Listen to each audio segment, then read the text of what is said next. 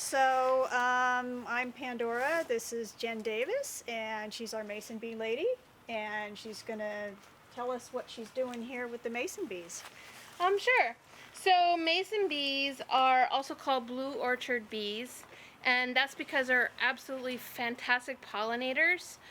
One mason bee can pollinate, a 15-foot fruit tree can be pollinated by about 2 to 7 mason bees, and it takes almost 500 honeybees to pollinate the same tree. And that's because mason bees will fly in gray weather, lightly rainy weather, when it's a little colder. They tend to emerge earlier than honeybees, and they also are very intensive feeders because they don't like to go far from their homes. Honeybees can fly 4 miles round trip, sometimes even more, for forage, and they're constantly replenishing their colony by making more and more babies, and so a honeybee colony can be like 70,000 bees. Mason bees have a very discrete life cycle that goes from March until around early July, late June, and then they're dormant for the rest of the year. So they don't have the kind of energy or quick replenishment of their colonies so that they can forage for long distances. So a mason bee likes to forage within about 300 feet, ideally, of where her home nests are. And these are the home nests for mason bees right here. I like to raise my mason bees in paper tubes. And you can see there's a brown outer tube, and then there's a paper inner liner. And the reason why these are kind of ideal nests for mason bees in the wild, they would live in the pith of elderberry stems or maybe raspberry canes, bamboo. They are native, unlike honeybees. Mason bees are native to this continent, and there's different species of mason bees that are scattered around North America. The mason bees that I raise are Osmia lignaria propinqua, and there's also some Osmia cornifrons, which are Asian hornface bees that tend to coexist with these mason bees. And those are imported, but they don't cause big problems for the mason bees, so they tend to cohabit within these tubes. And this is a solitary bee. So unlike a honeybee, which has one queen that might lay 1 million eggs in her lifetime, and then raise, thousands and then thousands and thousands of young, mother mason bee will lay her own eggs and take care of her own nests, unlike the social honeybee. So she's a solitary bee. And basically the life cycle of the mason bee is, in the early spring, the mason bees emerge, and that's usually around mid to late March. They're starting to emerge right now. I brought a box of mason bee cocoons from last year that have been emerged. I don't know if you can see that, but these there are holes in these cocoons where the mason bee has chewed out of this cocoon because, fascinatingly enough, this bee can spin a cocoon around its body. So in the early spring, the male mason bees emerge. The mother mason bee, when she lays her eggs in these tubes, she always lays the female at the back of the tubes and the males at the front. There'll be about 4 to 5 males in the front and 3 to 5 females in the back. The males will emerge first. They wake up before the females. They'll chew out of their cocoons.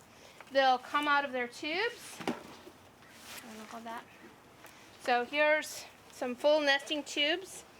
So the males will come out, and then they'll start pollinating right away because they're going to be drinking nectar from the nearby flowers and spreading pollen around while they're gathering energy for the females to come out. The females will chew from their cocoons and come out next, and the males, you'll see them coming back and forth to the tubes, waiting for the females. Sometimes they get so excited they go in there and they help the females chew out of their cocoons. And then the males and the females mate. The males die, and the female gets very busy laying her eggs in these tubes. So she'll lay her fertilized eggs in the back. She takes a ball of mud. They're called mason bees because they use mud to fill their tubes to create different chambers for each egg. So she'll go to the back of this tube, she'll make a little mud pellet, then she'll lay an egg, then she'll go and make some bee bread, which is pollen and nectar mixed together, and it's a little pellet, little tiny pellet, and she'll stick it in there with the egg, and then she'll seal that chamber with mud, and she'll continue that 8 to 10 times typically within a tube. And mother mason bee in her lifetime might fill 2 to 4 of these tubes, and then she'll die mid to late June, sometimes to early July. And then these eggs within these tubes will start to hatch. The larva, the little worm inside, will eat the bee bread that the mother has left for it, and then it will spin a cocoon around itself. And within the cocoon, the larva will pupate over winter into an adult. And then the life cycle starts all over again in about mid to late March, depending. Our spring has come really early this year.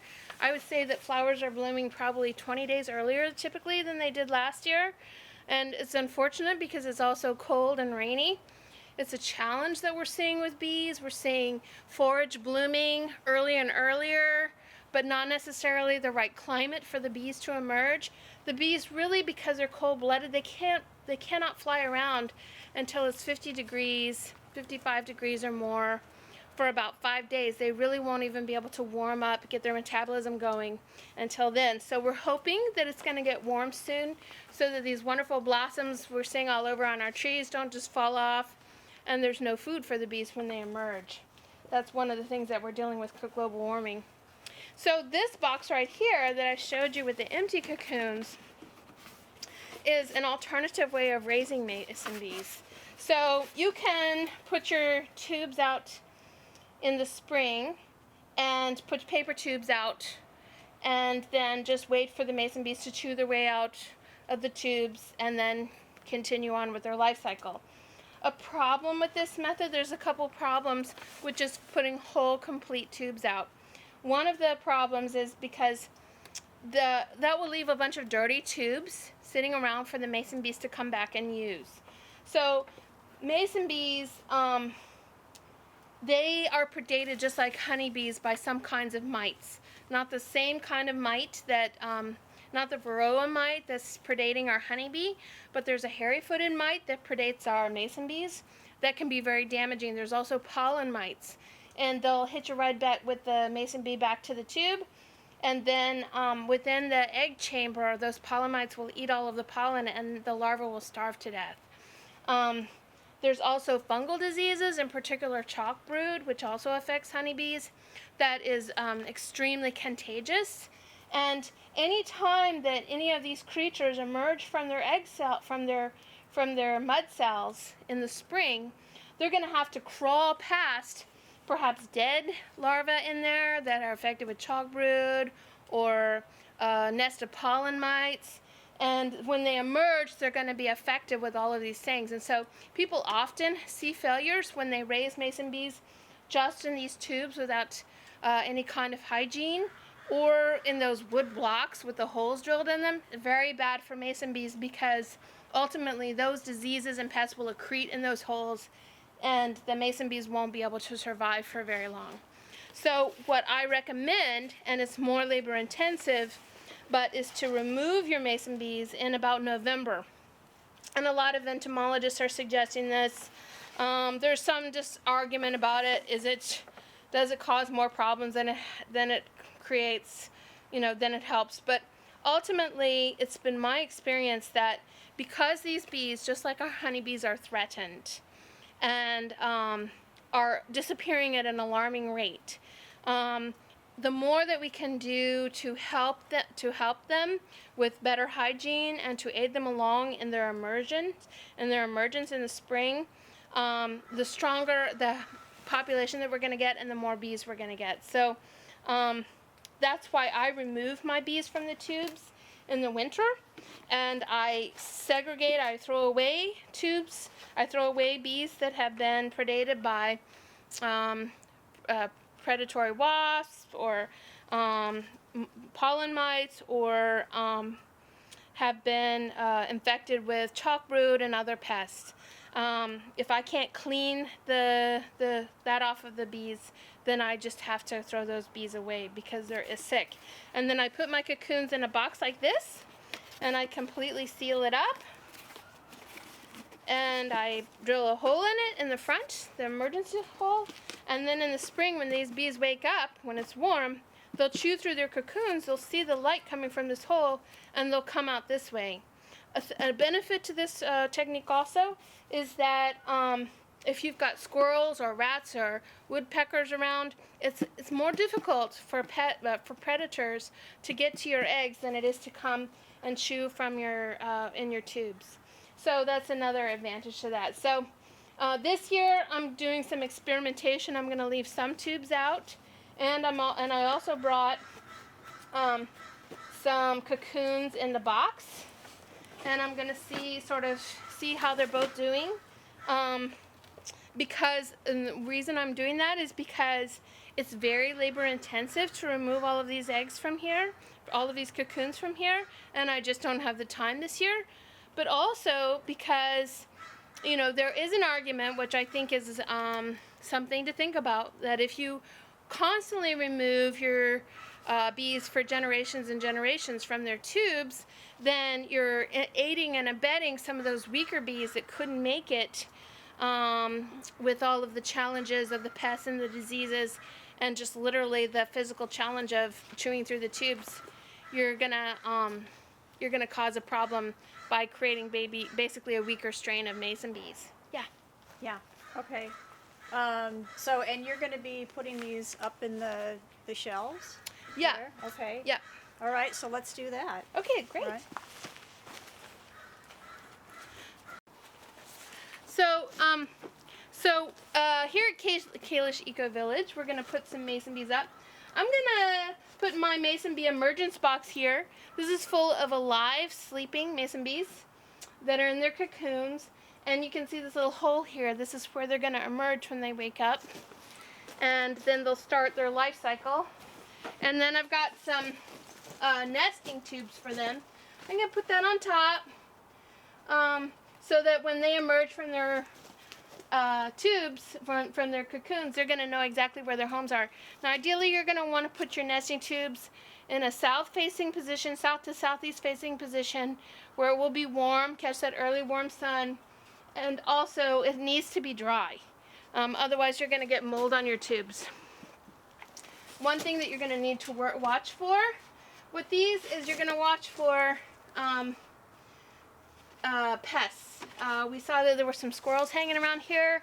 Squirrels can get in this, birds, especially woodpeckers, western tanagers, and also spiders can be a problem.